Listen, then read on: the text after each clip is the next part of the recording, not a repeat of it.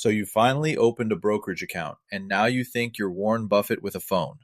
Let me guess, you saw one green arrow, bought some stock your cousin screamed about in a group chat, watched it drop 4%, and now you're convinced the whole thing is rigged against you, specifically. It's not. You just have no idea what you bought. So sit down and let me explain the stock market in words even your monkey brain can hold. Here's what the stock market actually is. It is not a casino, and it is not magic internet money. It's a place where you buy tiny pieces of real companies. A share of stock is literally a slice of ownership in a business. You buy one share, and congratulations, you now own a microscopic, pathetic little sliver of an actual company. You're technically an owner now, brokey, alongside people with real money. Try not to embarrass them. So picture the whole thing as the world's biggest, loudest auction. Millions of people shouting prices they'll buy and sell little ownership slivers for all day, every day. That's all a stock price is. The last price somebody was willing to pay for a slice. Not what it's worth, not what it should be, just what the last idiot paid. When more people want to buy a slice than sell it, the price goes up. When everyone's scrambling to dump it, the price craters. Supply and demand the same reason concert tickets cost a kidney. Now, why would a slice of a company be worth more tomorrow than today? Because a stock's price is basically a bet on that company's future profits. If people think the business is going to make a mountain of money later, they'll pay more for a slice of it right now. If they think it's going down the toilet, they sell and the price drops. So the market isn't reacting to how much money a company made yesterday. It's a giant, twitchy, caffeinated crowd constantly guessing about tomorrow. And you, genius, keep trying to buy the thing after the crowd already guessed. There are actually two ways a stock puts money in your sad little account. 1. The price goes up and you sell your slice for more than you paid. That's called a capital gain. 2.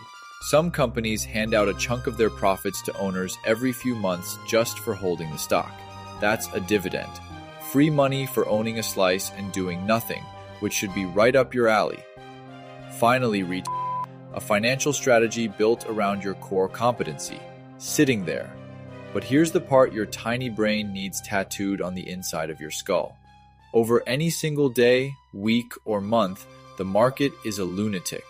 It lurches up and down on rumors, panic, and headlines for no sane reason.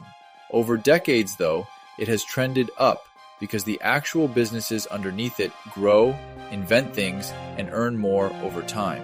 So the price bounces around like a toddler on espresso in the short run, but grinds upward over the long run. The mistake you're about to make is treating a decades-long machine like a slot machine. Which brings us to your favorite hobby, panic.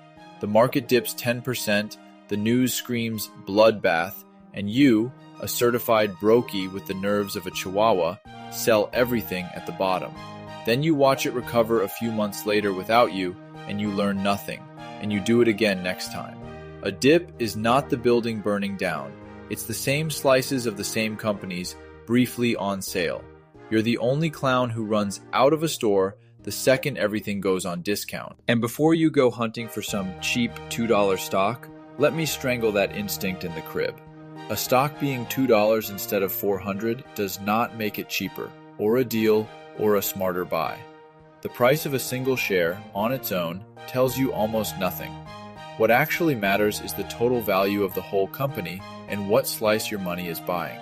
The number of shares a company chops itself into is basically arbitrary, so comparing two companies by their share price is like comparing two pizzas by how many slices they were cut into.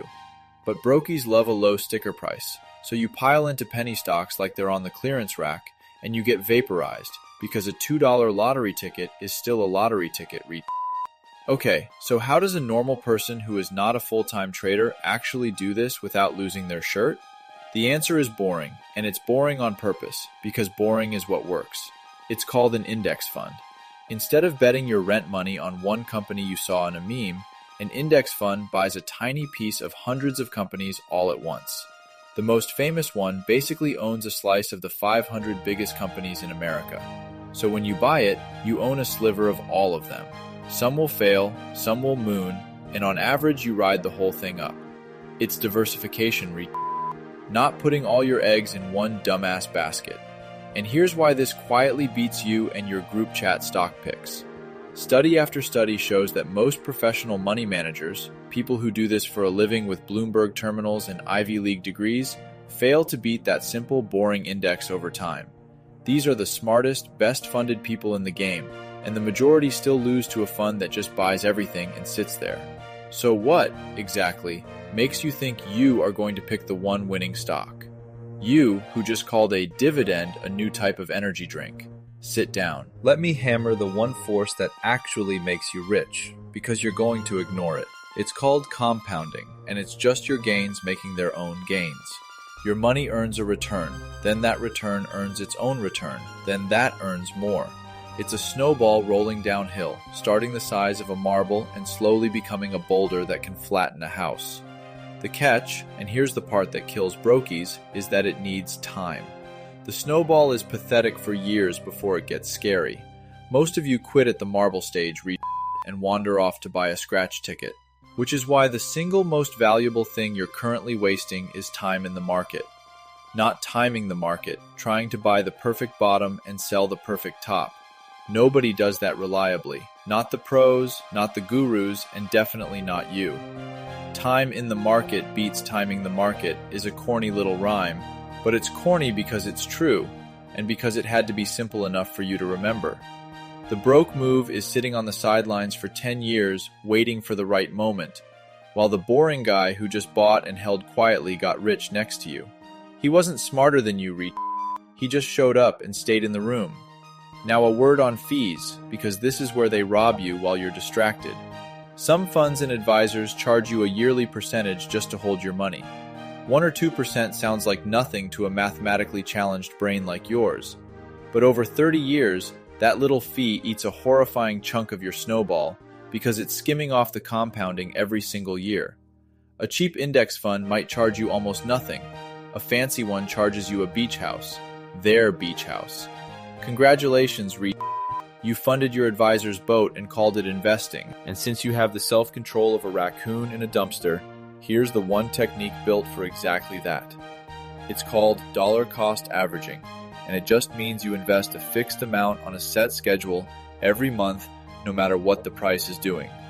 When the market's down, your fixed chunk automatically buys more shares. When it's up, it buys fewer. So you quietly buy more when it's cheap and less when it's expensive without having to think, which is ideal because thinking is where you consistently fall apart. It removes the one variable that ruins you every single time, your own panicking, greedy little hands. So let me undercut this before you get cocky. Knowing all of this does not make you a genius. It makes you slightly less of a hazard to your own money. The market can still crash the week after you finally invest. Companies can still blow up. There are no guarantees, and anyone promising you guaranteed returns is either lying or about to be arrested. This isn't a cheat code. It's just the difference between investing and gambling with extra steps, which is the level you were operating on this morning. Here's the whole thing, boiled down for the drool-proof version. Stocks are slices of real companies. Prices move on bets about the future. In the short run, it's chaos. In the long run, it grows. Buy a broad, cheap index fund, keep buying it, don't panic sell into every dip, keep the fees low, and let compounding cook for a decade or two while you go do literally anything else. That's it. That's the strategy the boring rich people don't want you to realize is this simple. So go ahead, close the group chat, and stop treating your future like a scratch ticket. You opened that brokerage account thinking you were Warren Buffett with a phone. You're not. You're a raccoon that found a debit card. But a raccoon that buys the index and waits 20 years? That raccoon retires. And honestly, that's the best outcome anyone ever had any right to expect from you.